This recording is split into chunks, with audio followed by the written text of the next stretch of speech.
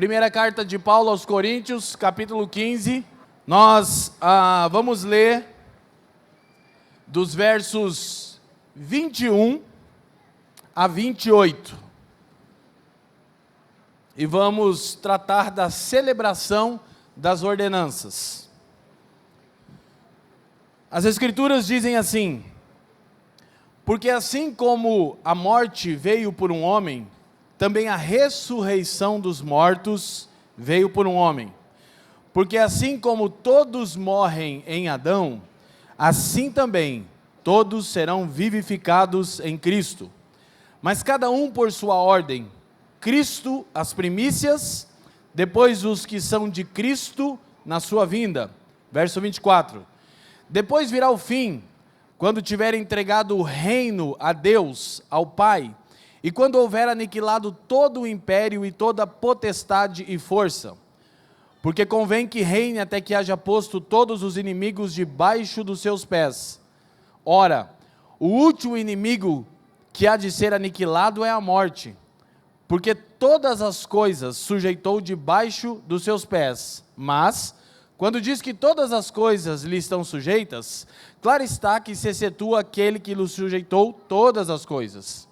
Verso 28. E, quando todas as coisas lhe estiverem sujeitas, então também o mesmo Filho se sujeitará àquele que todas as coisas lhe sujeitou, para que Deus seja tudo em todos. Amém? Essa é a porção da palavra de Deus. Curva a sua cabeça, oremos.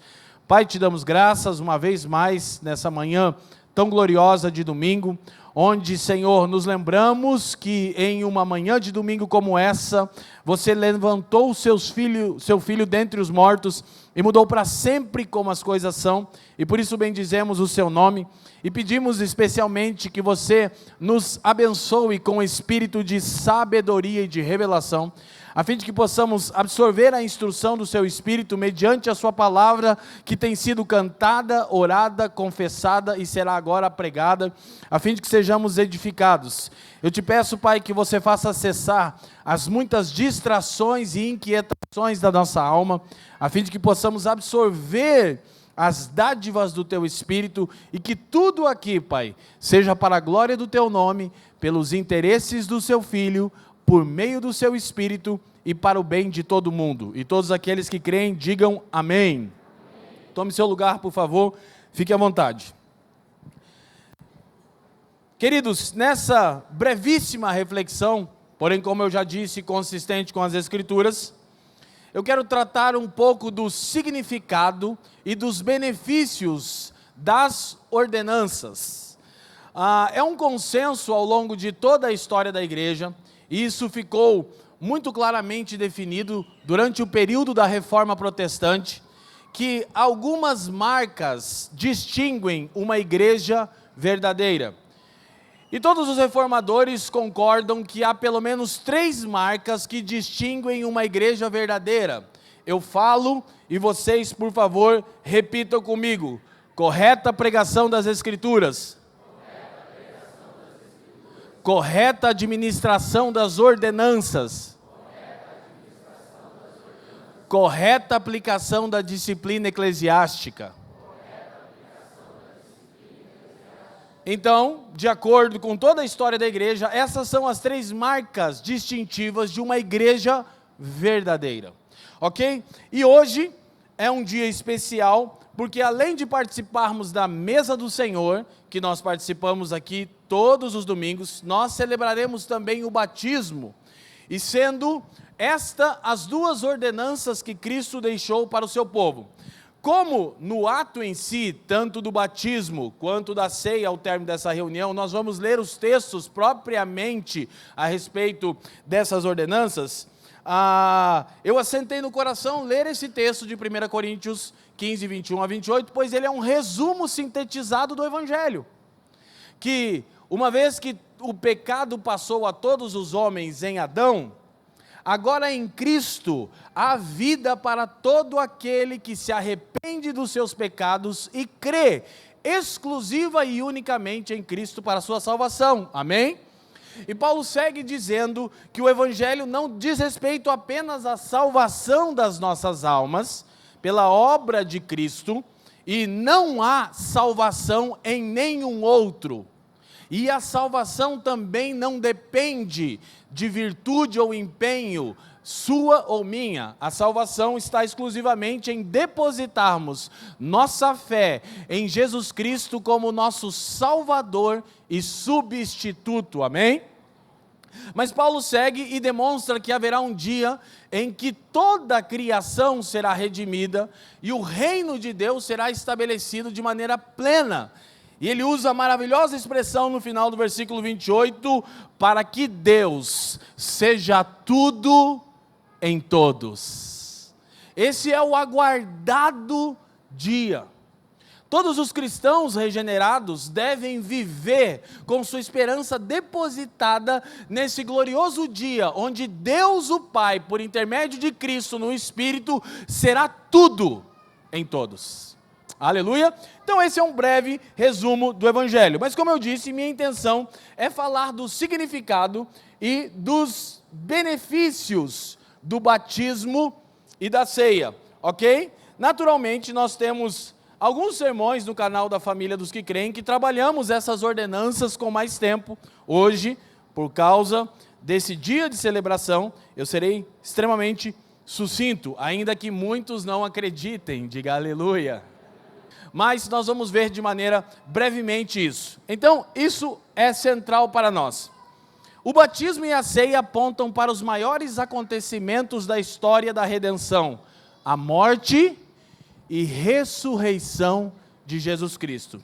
Então essas duas ordenanças, que são práticas absorvidas e nutridas e administradas corretamente pelo povo de Deus, elas falam do ato mais sublime de toda a história da redenção. Tanto o batismo quanto a ceia têm relação direta com a morte vicária de Cristo pelos nossos pecados, mas também representa a ressurreição de Cristo. E essas são as duas ordenanças que Cristo deixou para nós. É verdade que, infelizmente, nós temos banalizado essas práticas. E novamente eu recordo a vocês que os reformadores diziam que uma igreja verdadeira administra corretamente ceia e batismo. Por isso nós temos tido cuidado com isso, ok? E dito de maneira ainda mais clara, o batismo é o rito de entrada na aliança, ao passo que a ceia é o rito que confirma minha permanência na aliança. Eu gostaria que você, pedagogicamente, repetisse isso comigo. O batismo é o rito de entrada na aliança com Deus. A ceia confirma minha permanência nessa aliança. Então, uma vez que recebemos em fé Cristo como o Senhor, e esse é um dia oportuno para aqueles que ainda não receberam em fé Cristo como o Senhor, o próximo passo é o batismo. E como eu já disse, eu repito, nós veremos o texto de Romanos 6, onde deixa claro que o batismo tem a conotação de simbolizar que assim como Cristo morreu e foi sepultado, mas foi ressuscitado pelo poder e Espírito de Deus para uma nova vida em carne, assim também se dá com aqueles que são seguidores de Cristo. O batismo não é um banho qualquer e tampouco é uma lavagem dos pecados. Há aqueles que acreditam que o batismo bom é o que é feito em rio porque leva os pecados. E assim seria que a última pessoa a se batizar aqui hoje estaria encrencada, gente. Mas de fato o batismo não tem essa conotação de representar ou de afirmar, melhor dizendo, como algumas teologias equivocadamente acreditam, que o batismo lava propriamente falando um homem dos seus pecados. De maneira nenhuma, o batismo representa que nós somos sepultados com Cristo e com Ele ressurgimos para a novidade de vida pelo Espírito. Amém? Então também é verdade, e essa é ocasião para outros assuntos, como na classe de membresia, que muitos que serão recebidos hoje como novos membros participaram, ao longo de 12 semanas, sendo instruídos pelo Evangelho. É verdade que o batismo está relacionado à sua fé em Cristo, e não necessariamente ao quanto você já é semelhante a Ele. Embora o alvo da vida cristã seja a semelhança plena com Cristo, isso só se dará no retorno glorioso de Jesus, quando eu e você recebermos um corpo glorificado e imortal, amém? Então, eu não quero com isso banalizar o batismo, mas quero aproveitar para instruir que algumas pessoas, como no meu caso, eu criei em Cristo pela eleição soberana de Deus, no ano de 2001, lá se vão então 24 anos desse evento praticamente. E eu me lembro que desde o começo eu tinha fé salvífica e depositei minha segurança exclusivamente em Jesus, mas eu fumava cigarro. E eu pensava, eu preciso parar de fumar cigarro e depois me batizar. É mais ou menos assim, minha salvação depende de Jesus, mas depende um pouquinho de mim também. Naturalmente, eu não estou dizendo que o cristão vai permanecer com as mesmas práticas pecaminosas, porque hoje eu não fumo mais cigarro faz 24 anos, diga aleluia. Mas eu não entendia propriamente dito, que não tinha relação com eu já ser semelhante a Cristo, mas sim eu crer e me entregar para que o Espírito fizesse isso ao longo de um processo de santificação. Quem me entende, diga amém. Então, se você crê de todo o coração que Cristo é Deus encarnado, a propiciação e oferta pelos seus pecados, você pode descer as águas do batismo. Naturalmente, a gente sempre tem um tempo de instrução, de orientação, mas todos vocês sabem que quando olhamos para o Novo Testamento, a gente não consegue sustentar a ideia de uma classe de batismo. As pessoas criam e imediatamente desciam as águas, simbolizando que eram sepultadas com Cristo e com Ele ressurgiam para uma nova vida. Amém? Então, o batismo é o rito de entrada na aliança com Deus. Nós simbolizamos que estamos entrando nessa nova vida pelo batismo. Já a ceia é o rito que confirma que permanecemos, pela graça de Deus, em aliança com Deus. Quem me entende, diga amém. Então, quem pode participar do corpo de Cristo? Todos aqueles que já entraram na aliança. Todos aqueles que permanecem na aliança. E quando nós olhamos para o texto bíblico, que todos os domingos usamos aqui, de 1 Coríntios capítulo 11, nós percebemos que há indicativos, que há evidências, que há fruto na vida de um salvo. Quem me entende, diga amém. De maneira nenhuma estamos suavizando as exigências do Evangelho, mas estamos deixando claro que o Evangelho não é a obra de Cristo e mais o seu esforço. O Evangelho é somente Cristo. Aleluia?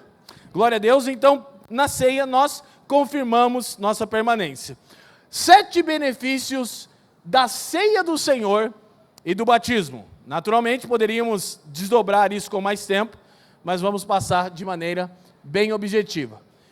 Primeiro, compreendemos o objetivo da morte de Cristo. Tanto na ceia quanto no batismo, fica claro para nós que Cristo morreu para pagar a punição que era sua e minha. Pois as Escrituras dizem em Romanos 3:23, todos pecaram e destituídos, separados estão da glória de Deus. Então, o Evangelho é para aqueles que creem que são pecadores, como as Escrituras nos orientam. Então, por intermédio tanto do batismo quanto da ceia, compreendemos com clareza o objetivo da morte de Cristo.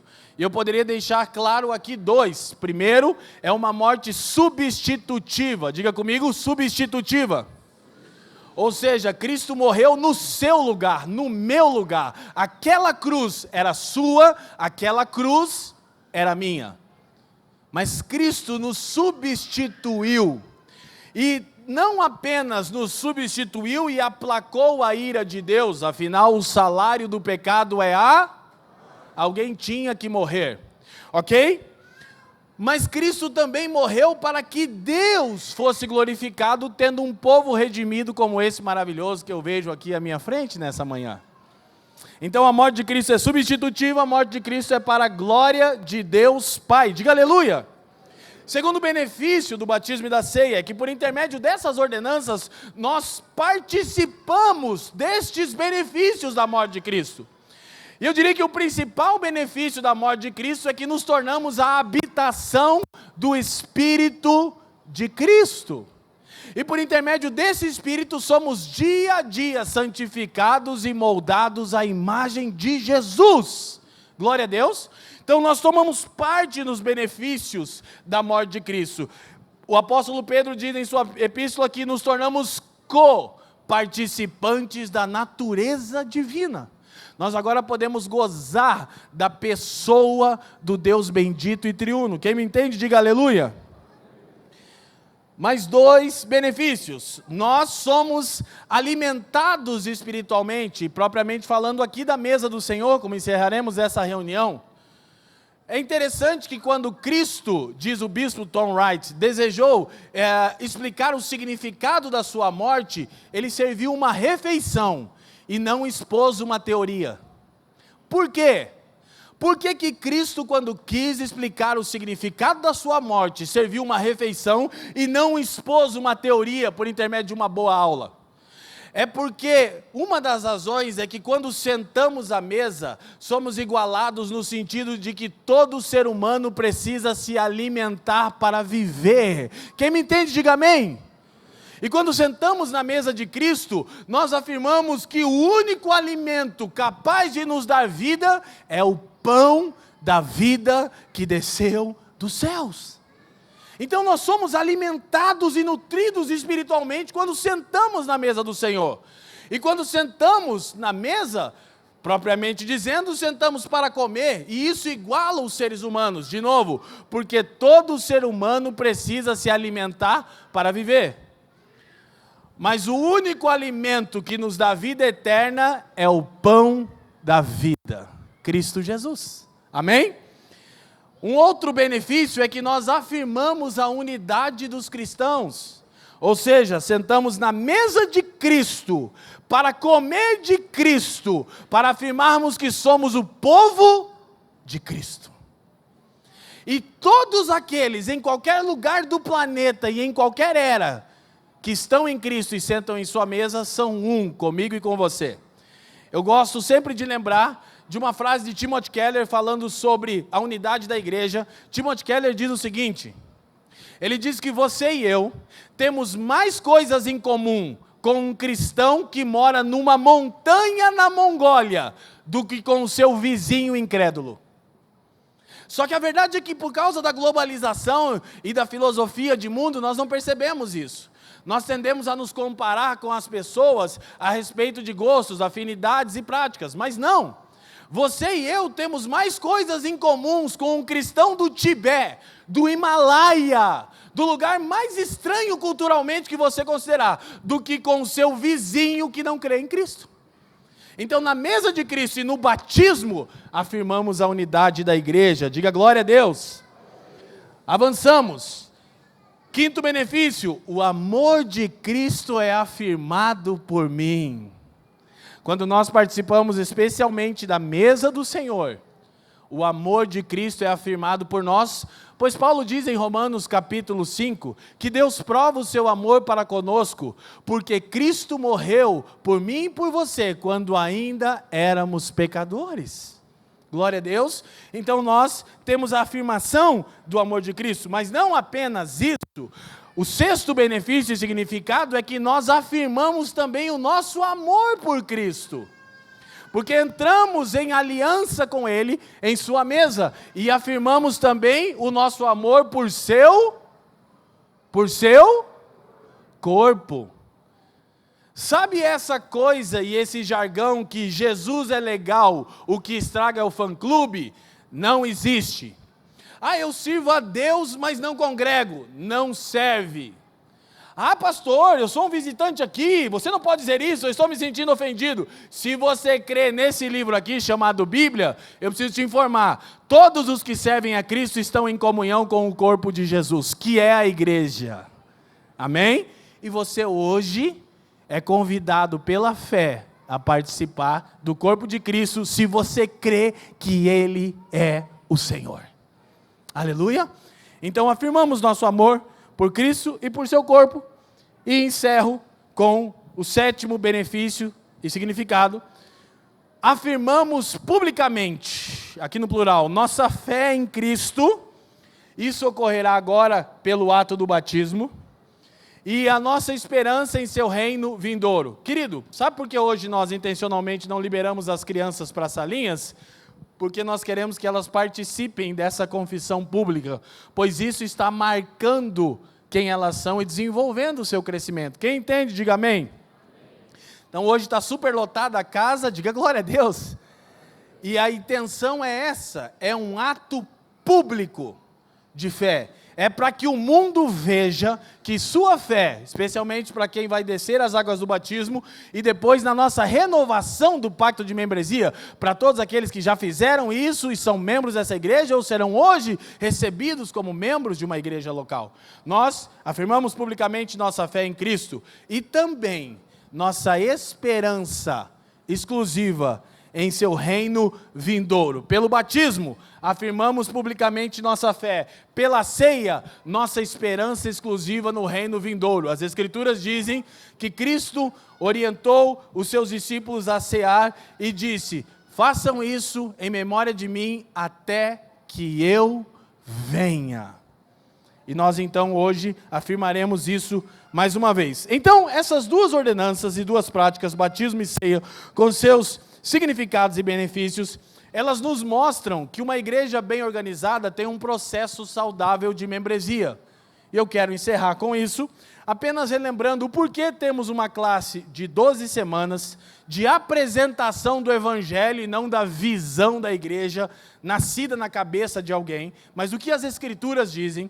E depois temos uma entrevista pastoral. Quem ficou um pouquinho nervoso com a entrevista pastoral dos novos membros? Levanta a mão aí. Todo mundo, meu Deus, entrevista pastoral. Por quê? Porque somos uma igreja que tememos ao Senhor. E queremos conhecer cada pessoa que está dizendo: eu creio em Cristo e quero me unir a essa igreja local. Então, primeiro, 12 semanas te expondo o Evangelho. Depois, você se envolve com a vida da igreja, como é o caso de vocês. E por último, senta com os pastores dessa igreja, a fim de que possamos identificar se você é de fato um cristão genuíno. Diga glória a Deus. Então, a gente está tratando de um conceito de membresia. E eu encerro com isso. O que é membresia na igreja? Será que conseguimos ler juntos? Vamos pelo menos tentar. 1, 2, 3. É uma declaração da cidadania no reino de Cristo. É uma relação formal entre a igreja e um cristão, caracterizada pela confirmação e supervisão do discipulado do cristão por parte da igreja e pela submissão do cristão para viver seu discipulado sob os cuidados da igreja. Amém? Então isso é membresia, é aqueles que entraram na aliança pelo rito do batismo e afirmam sua permanência nela, participando da ceia do Senhor e submetendo-se a uma igreja local para serem nutridos, enriquecidos, encorajados, confrontados quando necessário, corrigidos, sob o discipulado dessa igreja local em questão. Amém? Aqui eu encerro meus benefícios a respeito da ceia e do batismo, e em outra ocasião podemos nos aprofundar com isso.